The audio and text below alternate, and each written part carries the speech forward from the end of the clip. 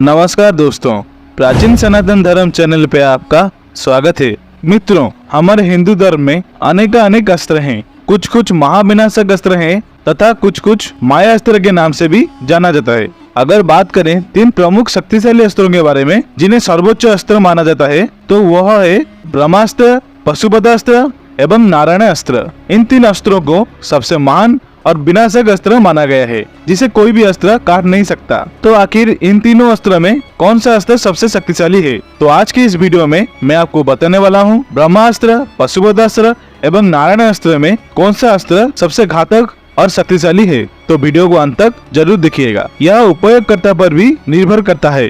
अस्त्र और कुछ नहीं बल्कि विनाश के उपकरण हैं। कल्पना कीजिए कि आप किसी शतरंज का माहिर खिलाड़ी के साथ शतरंज का मैच खेलें। संभावना यही है कि आप शायद ही कभी जीत ना सके, भले ही आप बार बार खेलें फिर भी नहीं। शतरंज के सभी मोहरे आप दोनों के लिए समान हैं और शतरंज के मोहरे ही एकमात्र हथियार है जिनका आप उपयोग कर सकते हैं। इसके बावजूद भी आप जीत नहीं सकते। फर्क समझिए, युद्ध जीतने वाले हथियार नहीं है, योद्धा जीतते हैं। पशुपतास्त्र और नारायण अस्त्र सामान्य रूप में मेल खाता है जब उनका उपयोग उनके इष्ट देव भगवान विष्णु एवं भगवान शिव द्वारा एक दूसरे के खिलाफ किया जाता है। ब्रह्मास्त्र उतना ताकतवर नहीं है, लेकिन अगर आप इसके तीसरे विकास ब्रह्मांड अस्त्र के बारे में पूछ रहे हैं तो इसकी ताकत कुछ हद तक पशुपतास्त्र और नारायण अस्त्र के समान है। अब आइए बात करते हैं व्यक्तिगत अस्त्रों के बारे में। पहले आता है पशुपतास्त्र। हिंदू पौराणिक कथाओं में पशुपतास्त्र पशुपति का हथियार है, जो कि स्वयं भगवान शिव हैं। भगवान शिव का एक अनूठा है और सबसे विनाशकारी व्यक्तिगत हथियार है, जिसे मन, आंखों, शब्दों या धनुष से छोड़ा जा सकता है। पशुपतास्त्र का उपयोग कभी भी कम शत्रुओं या कहे कम योद्धाओं के विरुद्ध नहीं किया जाना चाहिए। यह सृष्टि का नष्ट करने और सभी प्राणियों को जीतने में सक्षम बनाता है। हर बार जब भी यह हथियार बुलाया जाता है तो वह एक अलग टिप जानवर के सिर के साथ दिखाई जाता है। पशुपतास्त्र हिंदू पौराणिक कथाओं में वर्णित सबसे विनाशकारी और शक्तिशाली हथियार है। यह 6 मंत्र मुक्त हथियारों में से एक है जिसका विरोध नहीं किया जा सकता। यह शक्तिशाली हथियार, जो एक दूसरे के बिना है, अपनी शक्ति के लिए अवर्णनीय हर प्राणी को विशाल अनुपात में भय से प्रभावित करने में सक्षम है। यह भगवान शिव के रुद्र अवतार 11 रुद्रों के साथ प्रकट होता है और विनाश को सामने लाता है। यह लगातार आग की चिंगारी उगलाता है और उन प्राणियों को बुलाता है जिनके एक पैर में बड़े दांत, हजारों सिर, हजारों पेट, हजारों भुजाएं और हजारों जीभ और हजारों आंखें हैं। और यह हथियार एक अनगिनत ब्रह्मांडों का हथियार है और इसे एक बार इस्तेमाल करने के बाद रोका नहीं जा सकता। इस अस्त्र को प्राप्त करने का एकमात्र तरीका इसे सीधे भगवान शिव से ही प्राप्त करना है। यह हथियार इतना शक्तिशाली है कि यह छोड़े जाने पर अनगिनत ब्रह्मांडों को भी नष्ट कर सकता है। उसके बाद है नारायण अस्त्र। नारायण अस्त्र भगवान नारायण का हथियार है। वह भगवान विष्णु का निजी हथियार है। बदले में यह हथियार एक साथ लाखों घातक मिसाइलों का शक्तिशाली हमला करता है। प्रतिरोध में वृद्धि के साथ बौछार की तीव्रता बढ़ जाती है। इस हथियार का प्रयोग एक युद्ध में एक ही व्यक्ति के द्वारा केवल एक ही बार किया जा सकता है।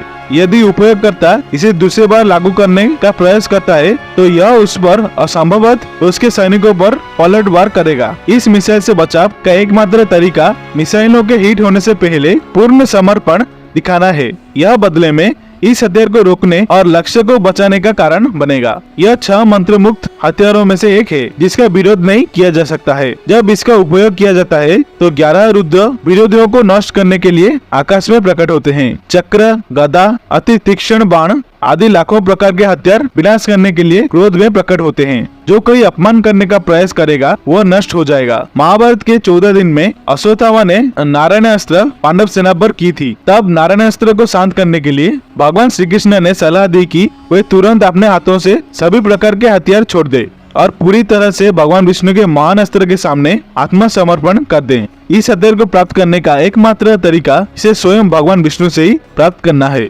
अब अंतिम में ब्रह्मांड अस्त्र। ब्रह्मांड अस्त्र सबसे मजबूत रक्षात्मक हथियारों में से एक है, जिसकी अध्यक्षता पवित्र त्रिमूर्ति में से किसी के द्वारा नहीं की जा सकती है। यह हथियार ब्रह्मा के 5 सिरों के साथ प्रकट हुआ और परिणाम स्वरूप ब्रह्मा सिर से भी अधिक शक्तिशाली था। यह अस्त्र किसी भी चीज को, यहाँ तक कि ब्रह्मांड को भी खत्म करने में सक्षम है। ब्रह्मांड मूलतः एक शस्त्र निष्कर्षण प्रणाली था।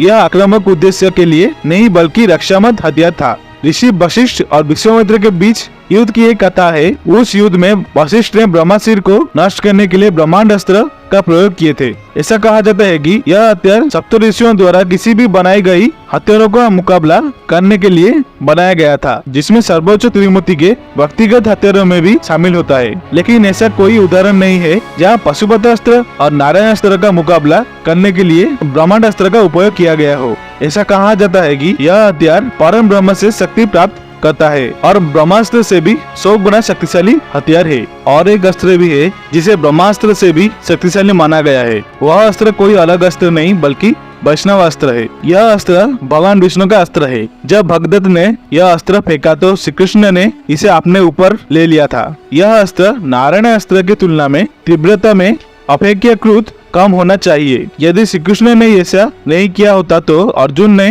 क्या किया होता, हमें अनुमान लगाना होगा। उसके पास विष्णु से संबंधित अस्त्र थे जो उसने उत्तरा और भीष्म के अपने कथन के अनुसार श्री कृष्ण के माध्यम से सीखे थे। दुर्योधन के पतन के बाद उसका कथन, अगर श्री कृष्ण वहाँ पर मौजूद न होते तो अर्जुन का नाश होना सुनिश्चित था। और भी कई अस्त्र है जिसे रुद्रास्त्र, वासवी शक्ति, अनेक अस्त्र है जिसकी तुलना ब्रह्मास्त्र से किया जाता है। और जो लोग सोचते हैं कि वासवी शक्ति पशुपतास्त्र एवं नारायणास्त्र के समान है, मैं कहना चाहूंगा कि किसी को भी मानने में सक्षम होने वाला का मतलब यह नहीं कि इसका मुकाबला नहीं किया जा सकता हो। और वासवी शक्ति का दूसरा नाम एक पुरुष धातिनी भी था। यह एक इकाई विरोधी हथियार है। नारायणास्त्र जैसा सेना विरोधी हथियार या पशुपतास्त्र जैसा सुजन विरोधी हथियार नहीं है। वासवी शक्ति को ज्यादा प्रचलित न करें। अब चलिए बात करते हैं आखिरकार ब्रह्मास्त्र, पशुपतास्त्र एवं नारायणास्त्र में कौन सा अस्त्र शक्तिशाली है।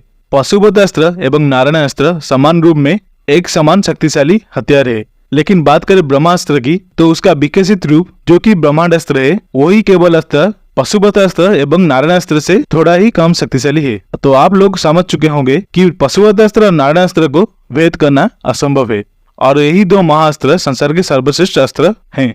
आशा करता हूँ आप सभी को वीडियो अच्छी लगी होगी। अगर अच्छी लगी तो वीडियो को लाइक, शेयर एंड सब्सक्राइब जरूर करना और कमेंट सेक्शन में हर हर महादेव जय सिया राम लिखना मत भूलेगा। देखने के लिए धन्यवाद। हर हर महादेव, जय श्री राम।